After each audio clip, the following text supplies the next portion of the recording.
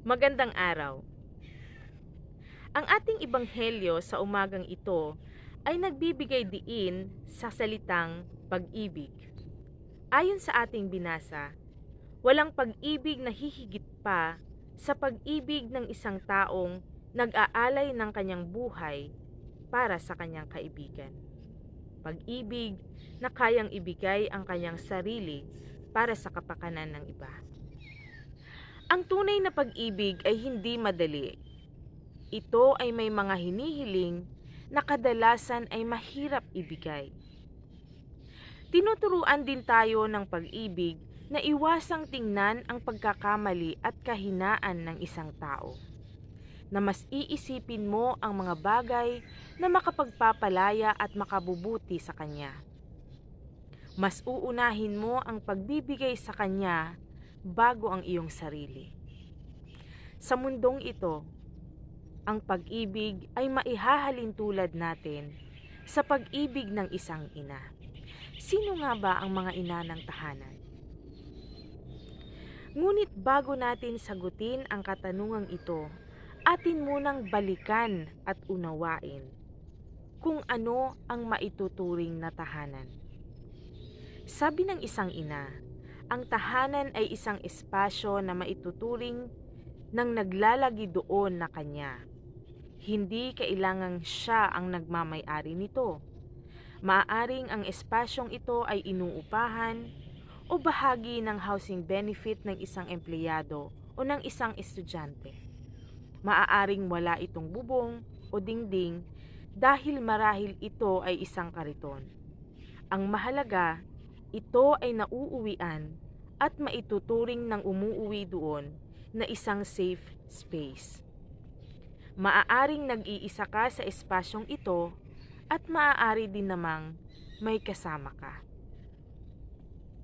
Binibigyang kahulugan natin ang isang tahanan sapagkat ito ang maglalarawan at magbibigay din ng kahulugan sa iba't ibang karanasan ng maraming ina sa lipunan. Tuwing Mother's Day, binabalikan natin ang mga tagumpay ng isang ina na inuuna lagi ang kapakanan ng kanyang mga anak bago ang kanyang sariling pangangailangan. Ipinagmamalaki natin ang mga karanasan na nagbibigay sa atin ng fulfillment bilang nanay. At masasabi natin, nagawa ko, proud tayong sabihin, ginagawa ko, nagampanan ko ang aking tungkulin bilang nanay. Para sa isang ina, ito ang pinakamasarap na damdamin. Yung napagtapos mo ang iyong mga anak, naalagaan mo ang iyong kabiyak sa kabila ng kanyang mga kahinaan, naging matatag ka sa kabila ng hirap ng buhay. At katulad ng maraming ina, ito rin ang pangarap ko sa aking anak.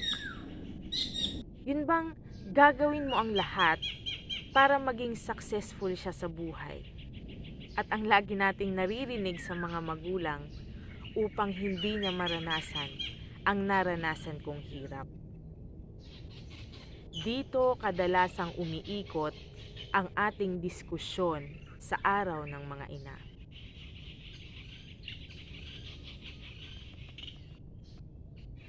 Ngunit kung babalikan natin ang salitang tahanan, ito ay nagpapaalala sa atin na ang pagiging ina, ang motherhood, ay hindi lang tungkol sa tagumpay.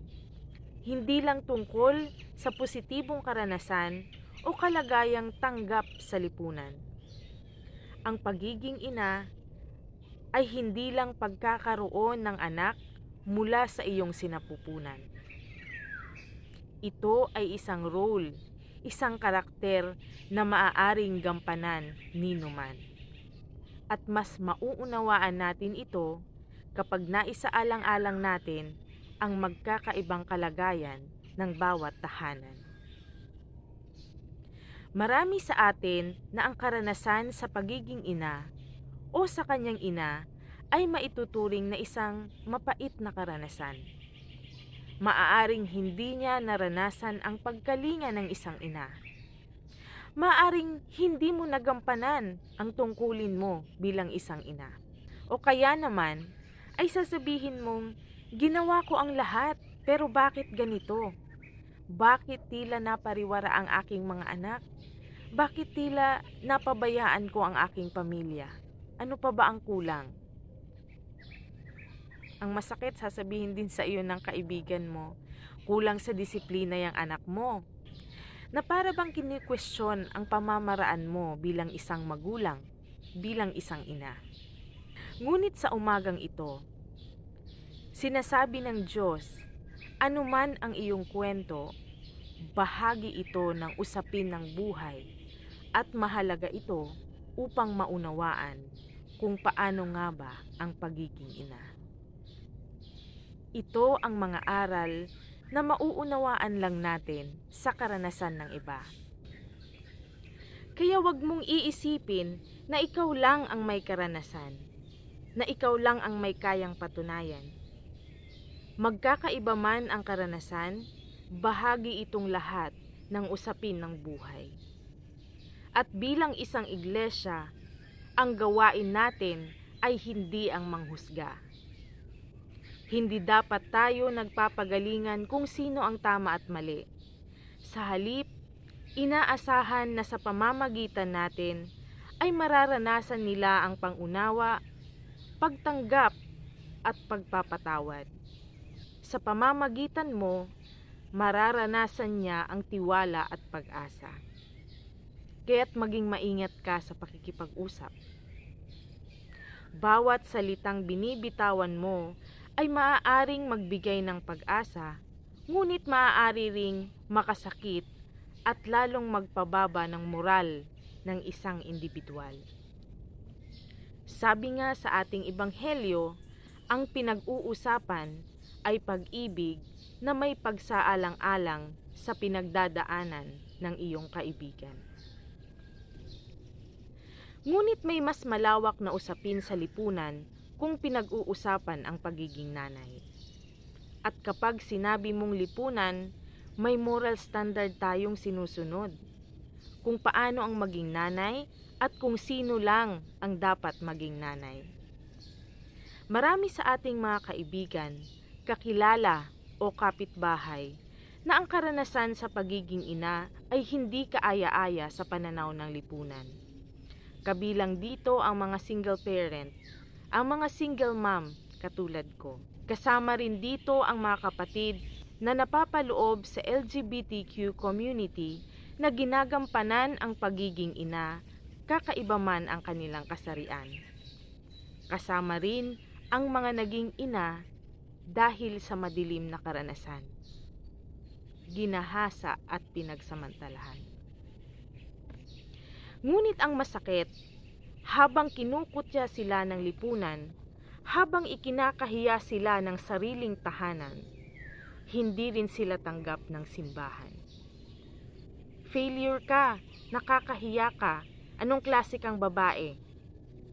Kapag ganito tayong mag-isip, kung sa atin mismo bilang iglesia ay nararanasan nila ang diskriminasyon, hindi nagtutugma ang ating pananampalataya sa ating ginagawa. Nais ipaalala ng ating ebanghelyo na tinawag tayo ng Diyos upang ibigin ang ating kapwa. Sa atin dapat nagmumula ang pangunawa at paggalang sa mga taong marumi kung ituring ng lipunan. Tayo dapat ang nagbibigay lakas sa mga taong nawawalan ng pag-asa. Kasama dito ang mga babaeng nakakaranas ng infertility o yung hindi magkaanak at may pinagdadaanan sila. Kaya be sensitive. May mga inang inaabuso ng kanilang asawa, mga inang napariwara marahil dahil sa kontekstong kanyang pinagmulan. Mga anak na may dinaramdam na galit at puno ng hinanakit dahil may kahinaan din naman ang isang ina. Sila ang sentro ng misyon ng iglesia. Hindi madali ang hamon ng ebanghelyo sa atin. Bakit ko iisipin ang iba, samantalang may sarili rin akong problema? Bakit ko paglalaanan ng panahon ang mga taong hindi ko naman kaano-ano? Ano ang mapapala ko?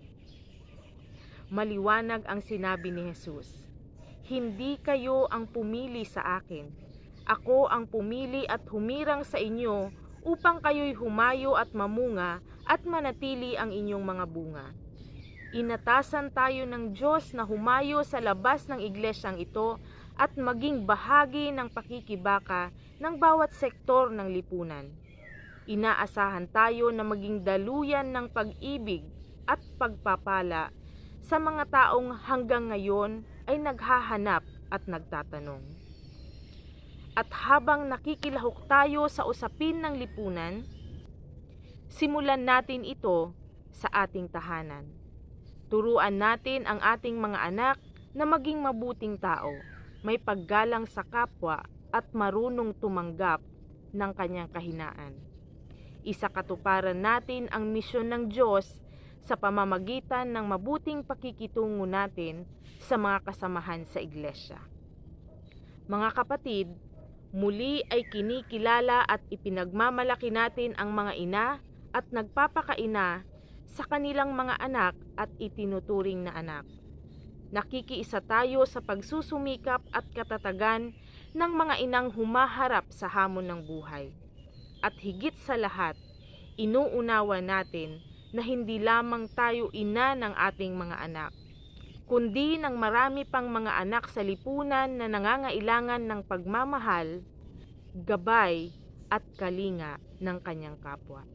Sa pangalan ng Maylikha, ng Anak at ng Banal na Santo Espiritu. Amen.